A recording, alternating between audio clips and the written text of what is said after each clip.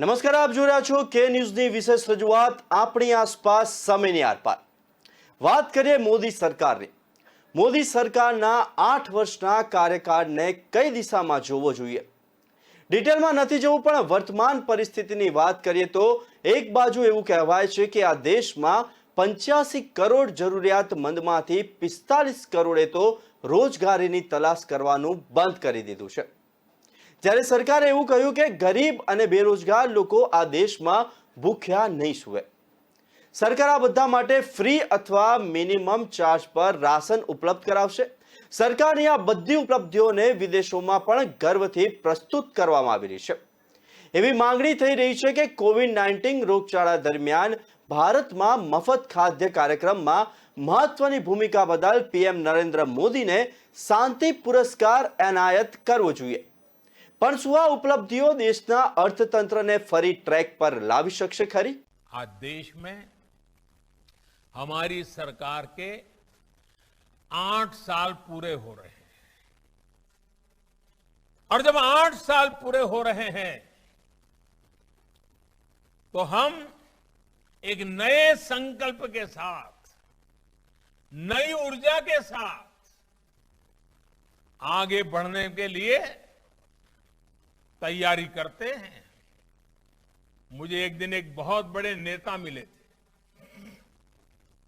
वरिष्ठ नेता हैं. वैसे हमारे लगातार विरोध भी करते हैं, राजनीतिक विरोध भी करते रहे, लेकिन मैं उनका आदर भी करता रहता हूं. तो कुछ बातों के कारण उनको थोड़ा सा राजी नाराजी थी, तो एक दिन मिलने आए तो कहा, मोदी जी ये क्या करना है? 2 बार देश ने आपको प्रधानमंत्री बना दिया, अब क्या करना है? उनको लगता था कि 2 बार प्रधानमंत्री बन गया मतलब बहुत कुछ हो गया. उनको पता नहीं है मोदी किसी अलग मिट्टी का है.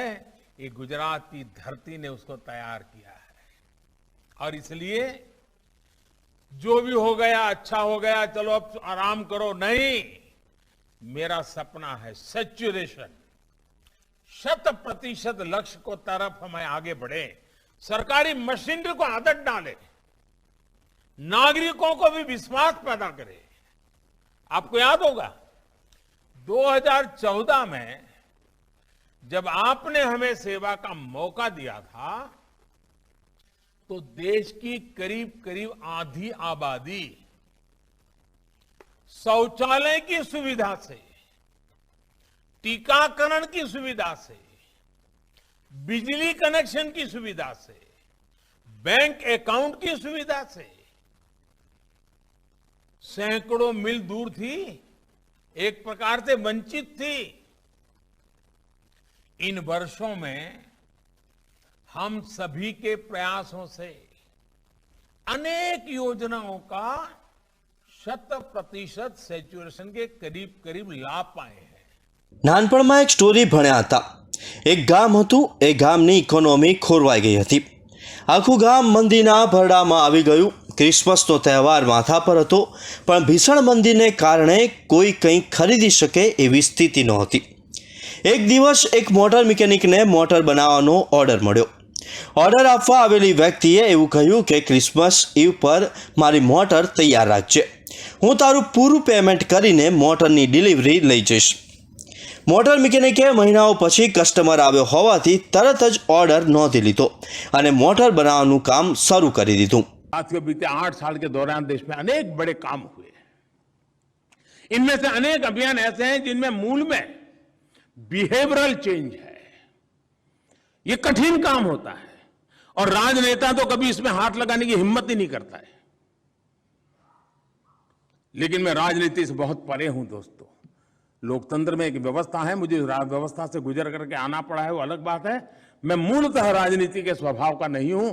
मैं जननीति से जुड़ा हुआ इंसान हूं, जन सामान्य की जिंदगी से जुड़ा हुआ इंसान हूं. साथियों, ये जो बिहेवियरल चेंज का मेरी जो कोशिश रही है, समाज के मूलभूत चीजों में परिवर्तन लाने की जो प्रयास हुआ है, सामान्य से सामान्य मानवीय की जिंदगी में बदलाव लाने की जो मेरी आशा आकांक्षा है, उसी का एक हिस्सा है. और जब मैं समाज की बात करता हूं तो शासन व्यवस्था में बैठे लोग अलग नहीं है इससे, वो कोई दूसरे ग्रह से नहीं आए हैं, वो भी उसी का हिस्सा है। क्या हम ये जो बदलाव की बात करते हैं, मैं देखता हूं कभी अफसर मुझे शादी का कार्ड देने आते हैं तो मेरा तो स्वभाव है मैं छोड़ नहीं पाता हूं, और मैंने देखा मेरे पास आते हैं तो बड़ा महंगा कार्ड नहीं लेके आते हैं, बहुत ही सस्ता कार्ड लाते हैं, लेकिन उस पर प्लास्टिक का कवर होता है, ट्रांसपेरेंट। तो मैं सहज पूछता हूं तो ये सिंगल यूज प्लास्टिक अभी भी उपयोग करते हैं आप? तो बेचारे शर्मिंदगी महसूस करते हैं।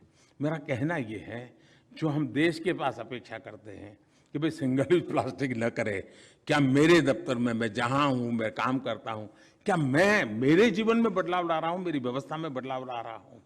मैं चीजों को, छोटी छोटी चीजों को इसलिए हाथ लगाता हूं कि हम बड़ी चीजों में इतने खोए हुए हैं कि छोटी चीजों से दूर चले जाते हैं, और जब छोटी चीजों से दूर चले जाते हैं तब छोटे लोगों से भी दीवारें बन जाती हैं। दोस्तों, मुझे इन दीवारों को तोड़ना है। ખુશ થતો તો મોટર મિકેનિક ઘરે ગયો અને પત્નીને આખી વાત કહી સંભળાવી. સતત ટેન્શનમાં જીવતી પત્ની પણ ખુશ થઈ ગઈ. તેને લાગ્યું કે હવે ક્રિસમસ સારી જશે. એક ઓર્ડર તો આવ્યો. મોટર મિકેનિકે પણ પત્નીને એવું કહ્યું કે જા, તું ઘણા વખતથી કહેતી હતી ને કે તારે સોનાના દાગીના લેવા છે, તું જા અને તને ગમે તેવા દાગીનાનો ઓર્ડર સોનીને આપી આવ. એવું કહે છે કે ક્રિસમસ ઈવ પર આવીને ડિલિવરી લઈ જઈશ ત્યારે પેમેન્ટ પણ આપી દઈશ. आजादी के लंबे कालखंड तक इस आखिरी पायदान को बनाए रखा गया, क्योंकि इसकी समस्याओं को सुलझाने में नहीं, उलझाने में ही राजनीतिक हित सिद्ध होते थे। लेकिन अब स्थितियां बदल रही है, देश बदल रहा है। जो आखिरी पायदान पर रहा है उसे अब सर्वोच्च प्राथमिकता दी जा रही है। महादेव के आशीर्वाद से देश आज वो फैसले भी ले रहा है जो हमेशा पीछे छोड़ दिए जाते थे। जम्मू कश्मीर से आर्टिकल 370 हटाने का फैसला हो या फिर सिटीजनशिप अमेंडमेंट एक्ट, बरसों से देश को इन फैसलों का इंतजार था। देश हित में ये फैसले जरूरी थे, और दुनिया भर के सारे दबावों के बावजूद इन फैसलों पर हम कायम हैं और कायम रहेंगे। મોટર મિકેનિકની પત્ની સોની પાસે પહોંચી ગઈ અને ગમતા દાગીનાની ડિઝાઇન પસંદ કરીને ઓર્ડર લખાવી દીધો. સોનીએ કહી દીધું, ક્રિસમસ ઈવ પર તૈયાર રાખજો, એ વખતે લેવા આવીશ ત્યારે પેમેન્ટ આપી દઈશ. સોનીને પણ મહિનાઓ પછી ગ્રાહકો મળતા એ પણ ખુશ થઈ ગયો. હોંશે હોંશે દાગીના બનાવવાનું શરૂ કરી દીધું. સોની સાંજે ઘરે ગયો ત્યારે ખૂબ ખુશ હતો. તેણે પત્નીને કહ્યું, તું કપડાની ડિમાન્ડ કરતી હતી ને, એક ગ્રાહક આવ્યો છે, મોટો ઓર્ડર મળ્યો છે, આ વખતે આપણી ક્રિસમસ હવે નહીં બગડે. તું દરજી પાસે જઈને તારા અને છોકરાઓના કપડાનું માપ આપી આવ, જોઈએ એવા કપડાં સીવડાવી લે. દરજીને કહેજે કપડાં અને ક્રિસમસની ઈવ પર આવીને લઈ જઈશું અને ત્યારે પેમેન્ટ આપી દઈશું. 8 years of Modi Sarkar has brought terrorism fair square at the center of the global debate. And he has concentrated on developing the border infrastructure because he knows that is essential to meet our security challenges. So it could be Uri and Balakot, it could be Doklam and Ladakh. But you can see today, this is not a country that shies away from its hard security challenges. Let me talk about diplomacy for development.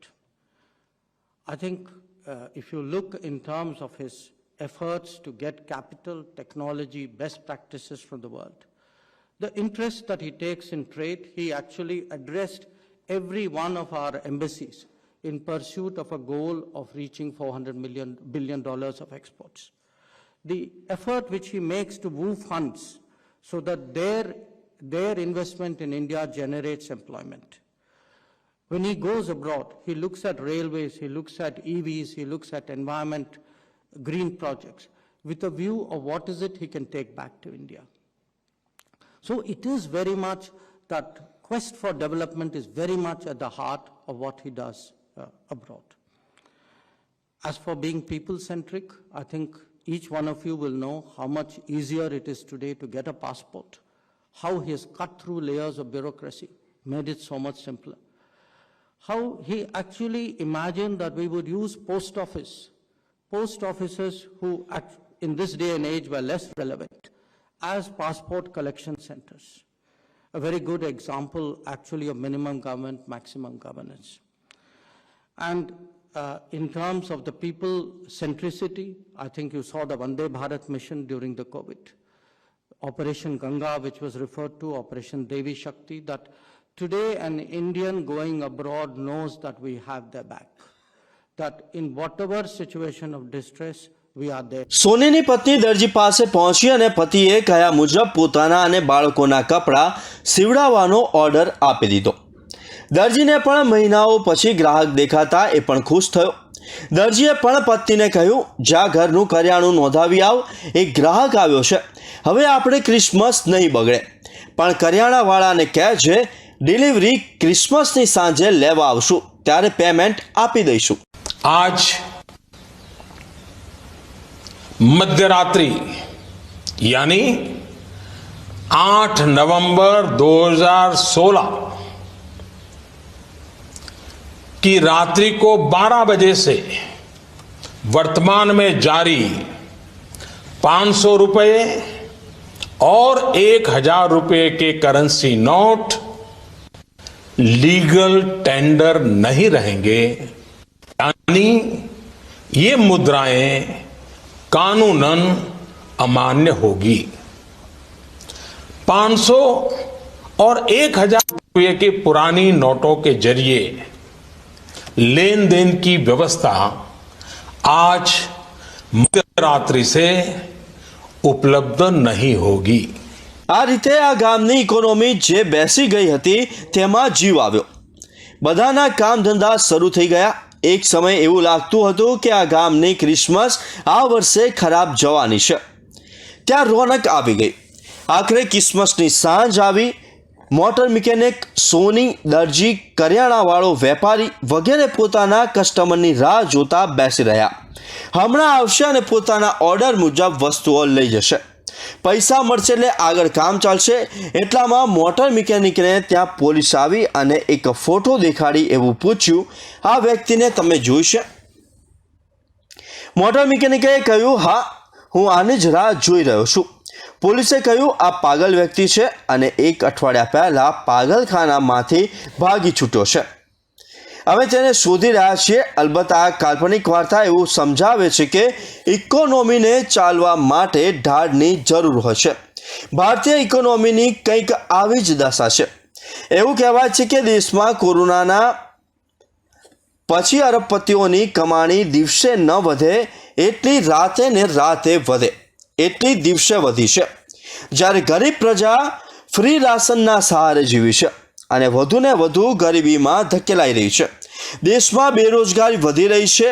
મોંઘવારીએ મધ્યમ વર્ગની કમર ભાગી નાખી છે, પણ કોઈ ચૂ કે ચા નથી કરતું. भ्रष्टाचार, काले धन और जाली नोट के कारोबार में लिप्त देश विरोधी और समाज विरोधी तत्वों के पास मौजूद 500 रुपये, 1000 रुपये के पुराने नोट अब केवल कागज के एक टुकड़े के समान रह जाएंगे. ऐसे नागरिक जो संपत्ति मेहनत और ईमानदारी से कमा रहे हैं, उनके हितों की और उनके हक की पूरी रक्षा की जाएगी. ध्यान रहे, એવું કહેવાય છે કે દેશની 130 કરોડની જનસંખ્યામાં 50% લોકો પાસે જેટલી સંપત્તિ નથી એટલી સંપત્તિ એકલા 9 થી 10 અરબપતિઓ પાસે છે. આપણે એક એવી પરિસ્થિતિ તરફ આગળ વધી રહ્યા હોય એવું લાગી રહ્યું છે, જેમાં 130 કરોડના દેશમાં ઉત્પાદક કાર્ય માટે કુલ વસ્તીના ચોથા ભાગની જરૂર પડશે. એવું પણ કહેવાય છે કે 85 કરોડ જરૂરતમંદ લોકોમાંથી 45 કરોડ લોકોએ તો રોજગારીની તલાશ કરવાનું બંધ કરી દીધું છે. જો કે સરકારે કહ્યું છે કે ગરીબ અને બેરોજગાર લોકો આ દેશમાં ભૂખ્યા નહીં સૂવે. સરકાર આ બધા માટે ફ્રી અથવા મિનિમમ ચાર્જ પર રાશન ઉપલબ્ધ કરાવશે. સરકારની આ ઉપલબ્ધિને વિદેશોમાં પણ ગર્વથી પ્રસ્તુત કરવામાં આવી રહી છે. मैं मानता हूं कि आदरणीय प्रधानमंत्री जी ने भारत की राजनीति की संस्कृति बदल दी है. The culture of Indian polity has changed और सरकार के कार्य करने की शैली भी बदल गई. पॉलिसी पैरालिसिस से चलते हुए हमने एक लंबी यात्रा 2014 से लेकर के हमने एक लंबी यात्रा की है. Today we see a responsible government. Today we see a proactive government. Today we see pro-responsive government. और यह हमारे अंतिम पायदान पे उसकी सेवा के लिए तत्पर दिखती हुई सरकार है. आज स्पष्ट है, मोदी है तो मुमकिन है और ये आम व्यक्ति की आवाज है. ये कोई भारतीय जनता पार्टी की आवाज नहीं है.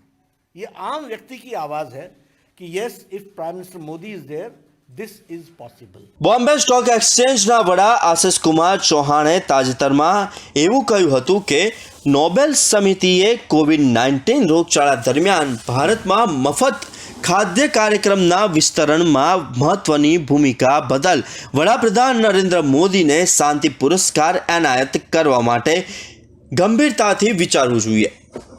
ચૌહાણે કોવિડ-19 રોગચાળા દરમિયાન વિશ્વનો સૌથી મોટો મફત ખોરાક કાર્યક્રમ સફળતાપૂર્વક ચલાવવા બદલ વડાપ્રધાનની પ્રશંસા કરી હતી. वो काम लंदन में हमेशा पाकिस्तान करता रहता है. पाकिस्तान के पैसों से कुछ बिकाऊ लोग करते रहते हैं. पाकिस्तान से आकर के जो लंदन में बसे हैं वो लोग करते हैं. पहली बार जो काम पाकिस्तान हमेशा करता था ये कांग्रेस वालों ने किया. बताओ, इससे ज्यादा शर्म की बात क्या हो सकती है? क्या दुनिया के देशों में भारत की ही एम्बेसी के सामने कभी कोई भारत का व्यक्ति प्रदर्शन करता है क्या? अगर गीला शिकवा है तो जाता है अंदर कमरे में बैठता है, चाय पीता है, बात बताता है और एम्बेसी उस जो कागज होते हैं वो भारत सरकार को पहुंचा देती है. दुनिया में हिंदुस्तान को बदनाम करने का काम हो रहा है और तब जाकर के लगता है कि भारत की संसद ने नागरिकता के कानून में जो सुधार किया है वो हजारों प्रतिशत सच्चा निर्णय है. वो आपके कारनामों से अब सिद्ध हो. એમની એવી દલીલ હતી કે નોબેલ શાંતિ પુરસ્કાર 2020 United Nation World Food Programme ને 11.5 કરોડ લોકોને ભોજન ઓફર કરવા માટે એનાયત કરવામાં આવ્યો હતો, જે ભારતના 80 કરોડ લોકો જેમને રોગચાળા દરમિયાન મફત રાશન આપવામાં આવ્યું હતું તેના માત્ર 14% છે.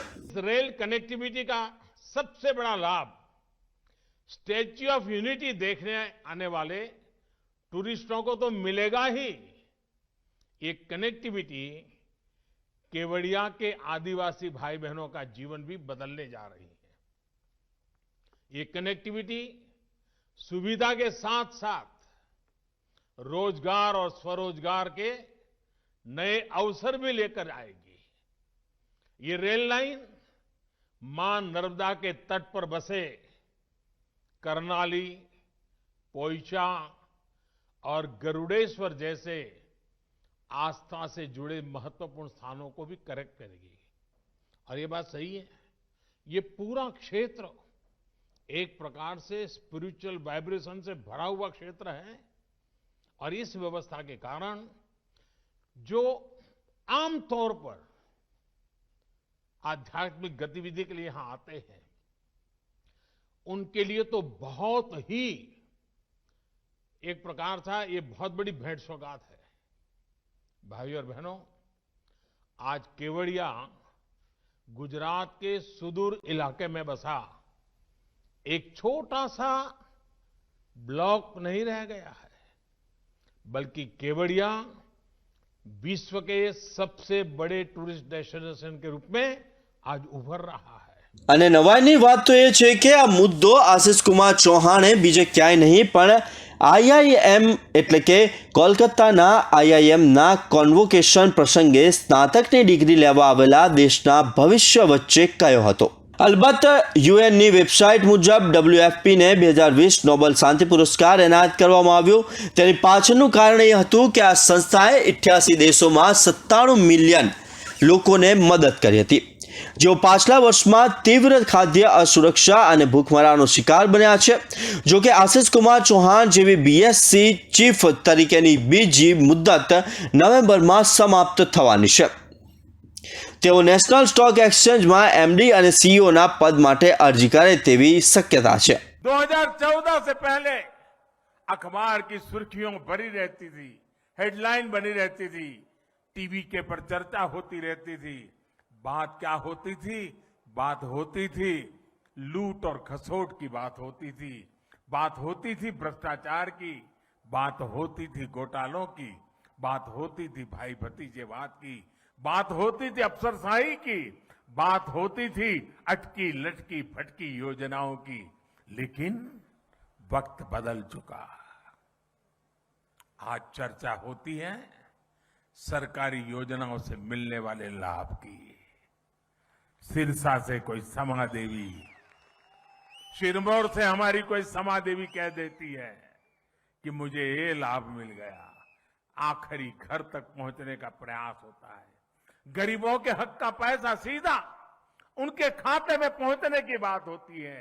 आज चर्चा होती है दुनिया में भारत के स्टार्टअप की. आज चर्चा होती है, वर्ल्ड बैंक भी चर्चा करता है भारत के ईज ऑफ डूइंग बिजनेस की. સમજમાં નથી આવતું આપણે કઈ તરફ જઈ રહ્યા છીએ. એક બાજુ દેશમાં ધાર્મિક નેતાઓ દ્વારા એવું આહ્વાન કરવામાં આવે છે કે નવા રાષ્ટ્રના નિર્માણ માટે શાસ્ત્રોનો ઉપયોગ કરવો પડી શકે છે. નાગરિકોએ તેના માટે તૈયાર રહેવું પડશે. અલબત્ત નાગરિકોને જે ધાર્મિક વડાઓ શસ્ત્રો તૈયાર રાખવાનું કહે છે તેઓ તેમને અનાજ ખરીદવાનું કેમ નથી કહેતા? કેમ કે નાગરિકો અનાજ ખરીદવાની ક્ષમતા મેળવવા માટે નોકરીની માંગ શરૂ કરશે એટલે. हमारी सैन्य ताकत हमेशा से आत्मरक्षा के लिए ही रही है और आगे भी रहेगी. हमें कभी किसी दूसरे की भूमि का लालच नहीं रहा. हमारा सदियों से इतिहास है. लेकिन भारत की संप्रभुता के लिए जो भी चुनौती बनेगा उसको 2 गुनी ताकत से जवाब मिलेगा.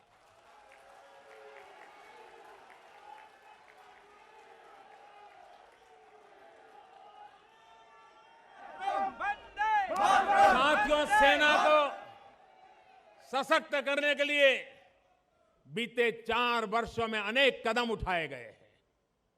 दुनिया की बेस्ट टेक्नोलॉजी को भारतीय सेना का हिस्सा बनाया जा रहा है.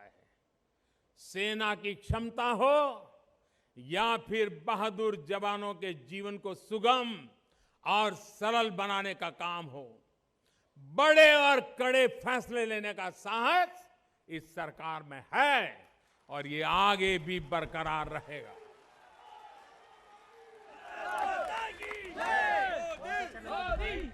सर्जिकल स्ट्राइक से लेकर नेताजी से जुड़ी फाइलों को सार्वजनिक करने तक का फैसला हमारी ही सरकार ने लिया. આવી કોઈ માંગ ના ઉઠે એ માટે દેશમાં અનેક મુદ્દાઓ ચલાવવામાં આવી રહ્યા છે. નવાઈની વાત તો એ છે કે આ દેશમાં એક બાજુ પ્રાચીન નગરોની ફરી વસાવવામાં આવી રહ્યા છે. પ્રાચીન સંસ્કૃતિને નવી રીતે લોકો સમક્ષ મૂકવામાં આવી રહી છે. મસ્જિદોમાંથી મંદિરોના અવશેષો મળી રહ્યા છે. ઇતિહાસને નવી દિલ્હી લખાવાની માંગ થઈ રહી છે. અને બીજી તરફ આ પ્રાચીન શહેરોમાં જ અંદર ક્યાંક ને ક્યાંક સ્માર્ટ સિટી બની રહ્યા છે. બુલેટ ટ્રેન, મેટ્રો ટ્રેન દોડાવવા અનેક પ્રયાસો થઈ ચૂક્યા છે. ઇલેક્ટ્રિક કાર માટે પ્રોત્સાહનો આપવામાં આવી રહ્યા છે. દેશના ખૂણે ખૂણે એરપોર્ટ બની રહ્યા છે. સુપર હાઈવેના निर्माण कार्य ચાલી રહ્યા છે. अब स्वच्छता का अभियान मुझे कोशिश करनी पड़ती है हर 15 दिन में डिपार्टमेंट में क्या चल रहा है, देखो स्वच्छता का कुछ हो रहा है, क्या इतने 2 साल 3 साल 5 साल हो गए दोस्तों, क्या अब वो हमारे डिपार्टमेंट में स्वभाव बनना चाहिए कि नहीं बनना चाहिए? अगर वो स्वभाव नहीं बना है तो देश के सामान्य नागरिक से उसको स्वभाव बन जाएगा, ये अपेक्षा करना ज्यादा ही होगा। और इसलिए मैं कहता हूं साथियों, हमने इसकी व्यवस्था को स्वीकार करना। अब हम डिजिटल इंडिया की बात करते हैं, फिनटेक की चर्चा करते हैं। भारत ने फिनटेक में जो गति लाई है, डिजिटल पेमेंट की दुनिया में जो कदम उठाया, जब मैं काशी के किसी नौजवान को इनाम मिलता है हमारे अफसर को, तो ताली बजाने का मन तो कर जाता है। क्यों? क्योंकि वो रेडी पटरी वाला कोई डिजिटल पेमेंट की काम कर रहा है और हम तस्वीर पर देखते हैं अच्छा लगता है, लेकिन मेरा बाबू वो डिजिटल पेमेंट नहीं करता है। अगर मेरी व्यवस्था में बैठा हुआ इंसान वो काम नहीं करता है, मतलब मैं इसे जन आंदोलन बनाने में रुकावट बना हूं। सिविल सर्विस डे में ऐसी बातें करनी की नहीं चाहिए कि नहीं करनी चाहिए, विवाद हो सकता है।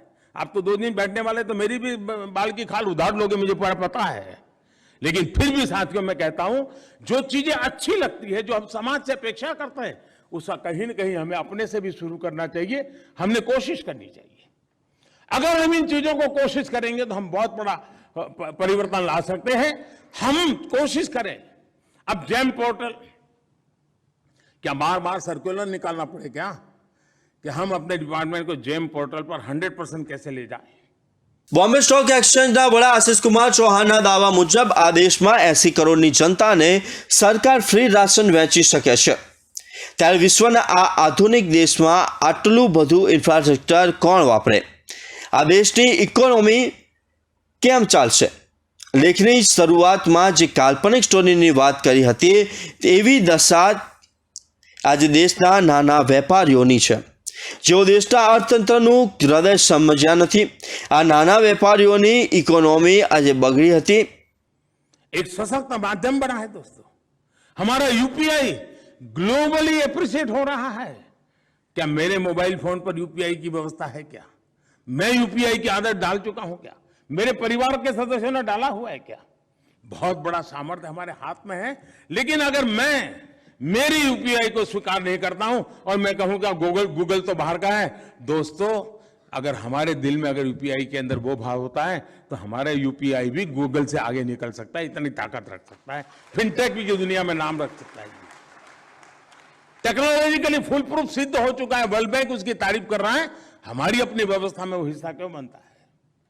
पीछे पड़ते जो करते हैं। मैंने देखा है कि हमारे जितने यूनिफॉर्म फोर्सेस है, उन्होंने अपनी कैंटीन के अंदर कंपलसरी कर दिया है, वो डिजिटल पेमेंट ही लेते हैं। लेकिन आज भी हमारे सेक्रेटरीट के अंदर कैंटीन होते हैं, वहां नहीं है व्यवस्था। क्या ये बदलाव हम नहीं ला सकते हैं क्या? बातें छोटी लगती होगी, लेकिन अगर हम कोशिश करें दोस्तों, तो हम बहुत बड़ी बातों को कर सकते हैं। और हमें आखिरी व्यक्ति तक उचित लाभ पहुंचाने के लिए हमें लगातार एक परफेक्ट सिमलेस मैकेनिज्म खड़े करता रहना चाहिए। और जितना ज्यादा हम इस मैकेनिज्म को खड़ा करेंगे, मैं समझता हूं देश का आज आखिरी व्यक्ति का एम्पावरमेंट का जो हमारा मिशन है, उस मिशन को बहुत अच्छे ढंग से हम पूरा कर सकते हैं। આ વેપારીઓને જરૂર છે એક ગ્રાહકની, ભલે પછી એ પેલા ગામના આવેલા ગ્રાહક જેવો કેમ ના હોય। મંદિર મસ્જિદ હિન્દુ મુસ્લિમ કરવાથી કે ગરીબો કે ફ્રી રાશન વહેંચતા રહેવાથી આ દેશની ઇકોનોમી ટ્રેસ પર નહીં આવે। આવા જ અનેક મુદ્દાઓ લઈને તમારી સામે આવતા રહીશું। ત્યાં સુધી જોતા રહો કે ન્યૂઝની વિશેષ રજૂઆત આપણી આસપાસ, સમયની આરપાર। નમસ્કાર।